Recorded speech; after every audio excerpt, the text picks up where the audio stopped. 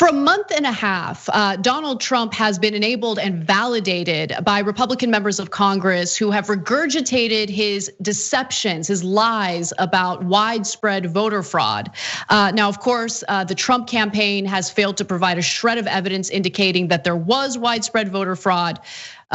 President-elect Joe Biden will take office because he was democratically elected. Sorry, that's just the way democracy works.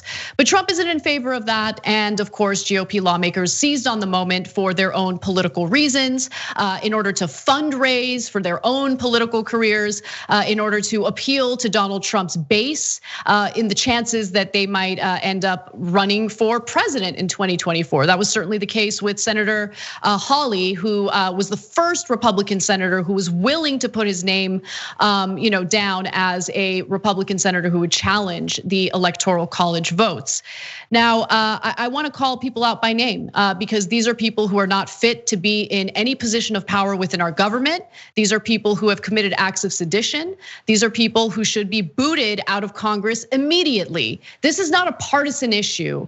This is about people who believe in democracy in our system of government and people who have literally enabled someone with authoritarian characteristics to potentially dismantle our democratic process. I think that Trump will fail in trying to do that, but it doesn't matter. There is already damage done to our country as a result of the selfishness that we've seen from these Republican lawmakers. So today, as I've mentioned before, was the day that Vice President Mike Pence was going to ceremonially confirm the electoral votes. They've already been certified by the states. Again, Joe Biden has won the election. And Trump supporters didn't like that. Trump had encouraged them literally today to march to the Capitol building. And of course, he always implies violence, and that's exactly what happened. And so I want to show you what also occurred right before the violence broke out, including this moment from Representative Paul Gosar, who decided to challenge the electoral votes. Are there any objections to counting the certificate of vote of the state of Arizona that the teller has verified appears to be regular in form and authentic? Mr. Vice President, I, Paul Gosar from Arizona. For what purpose does the gentleman from Arizona rise? I rise up for myself and 60 of my colleagues to object to the counting of the electoral ballots from Arizona. Is the objection in writing and signed by a senator? Yes, it is. It is.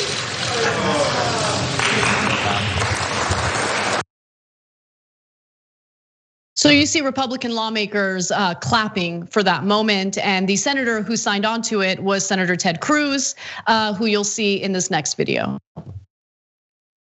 And so I endeavored to look for door number 3, a third option, and for that I looked to history, to the precedent of the 1876 election, the Hayes-Tilden election, where this Congress appointed an electoral commission to examine claims of voter fraud. 5 House members, 5 senators, 5 Supreme Court justices examined the evidence and rendered a judgment.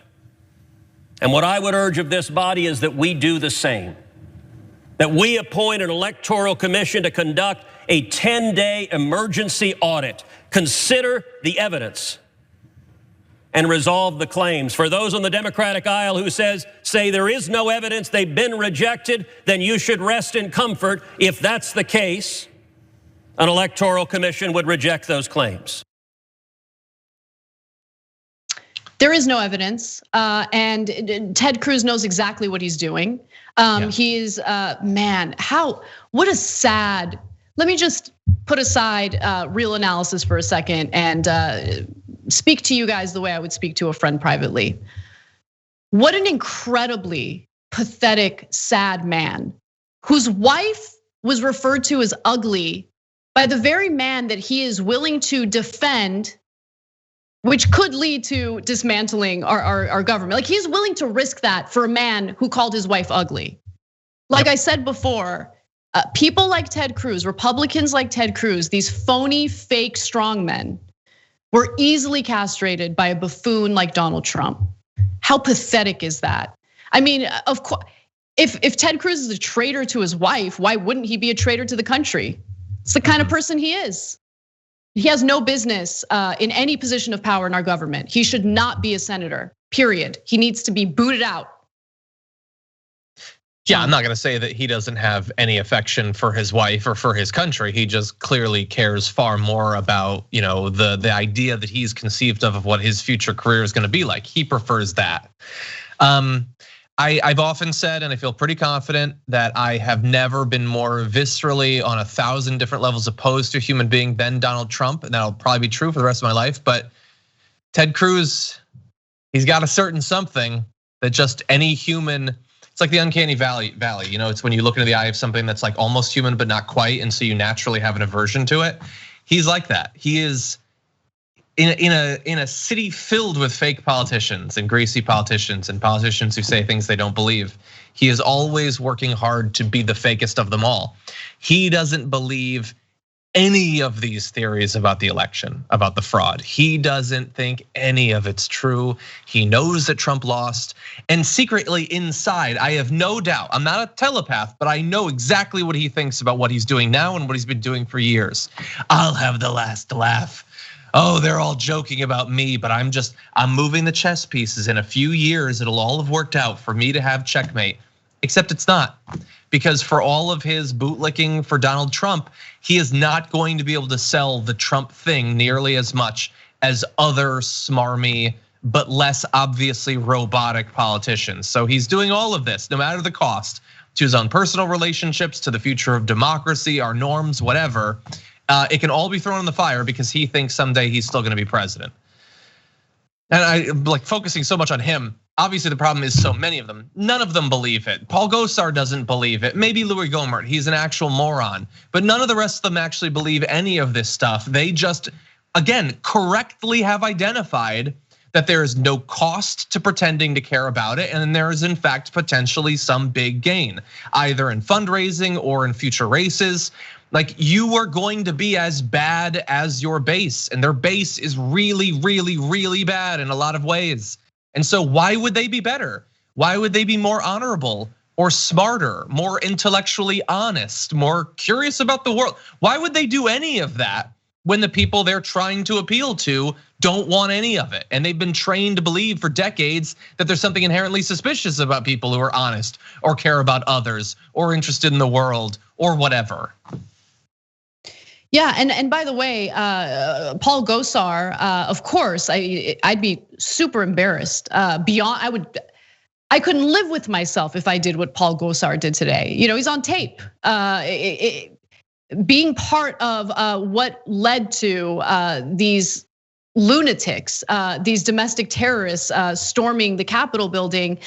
So he tried to kind of cover up a little bit. And this is what he put out there. Complete lie, a tweet alleging that what people were seeing in the Capitol building was not a group of domestic terrorists who happen to be Trump supporters, but they're actually Antifa. He referred to it as the provocations of Antifa. No, we know what you're up to, Paul Gosar. Unbelievable, it's not unbelievable. I take that back, it's not unbelievable. These people are shameless. Also, I want to talk a little bit about some of the actions, remind everyone of some of the actions that took place prior to today. For instance, last week, Representative Louis Gohmert and several other Republicans filed a lawsuit against Vice President Mike Pence in an attempt to give him the authority in today's joint session to overturn the election results. A judge tossed that out. By the way, Republican judges, Trump appointed judges have tossed out these types of court challenges. Senator Ted Cruz and 10 other senators, including Marsha Blackburn, Ron Johnson, Mike Braun, announced in a joint statement on last Saturday, that they would join Hawley's effort to stop the certification of the election results. And of course, last month, more than 120 House Republicans, including Minority Leader Kevin McCarthy of California, sought to challenge the election through another lawsuit. They joined a brief in support of a Texas lawsuit that attempted to invalidate millions of votes in Georgia, Michigan, Pennsylvania, and Wisconsin, all states that Biden won. Of course, that was thrown out by the Supreme Court. They weren't even interested in hearing that ridiculous case because it had no merit. They didn't have any evidence. And finally, the Supreme Court, just to reiterate, eventually denied the lawsuit, stating in a brief order that Texas hadn't demonstrated a judicially cognizable interest in the manner in which another state conducts its elections. And lower court rulings, of course, that we've shared with you indicate that they had absolutely no evidence of widespread voter fraud.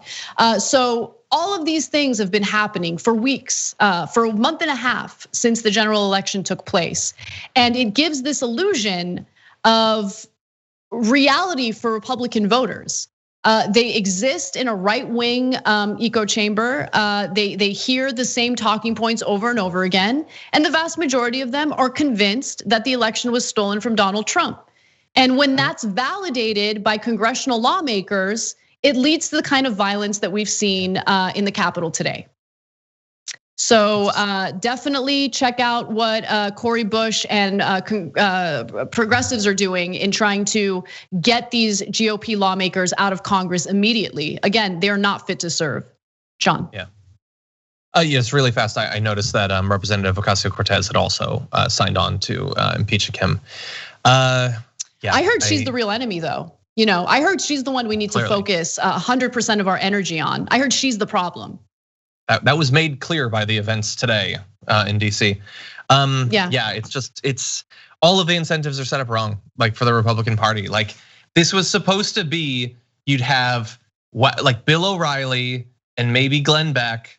And then in the even crazier, less respected thing, you'd have Alex Jones. Those are like the crazies who have all the wrong incentives. They prod the worst instincts of the Republican Party, but now it's everywhere. So much that we have multiple openly QAnon supporting representatives. Like, again, why would you be better? Every Republican politician has to be at least as crazy as Alex Jones circa 2010 to have any chance whatsoever, because there's virtually no one seemingly on the right that gets their news from anything that cares at all about reality.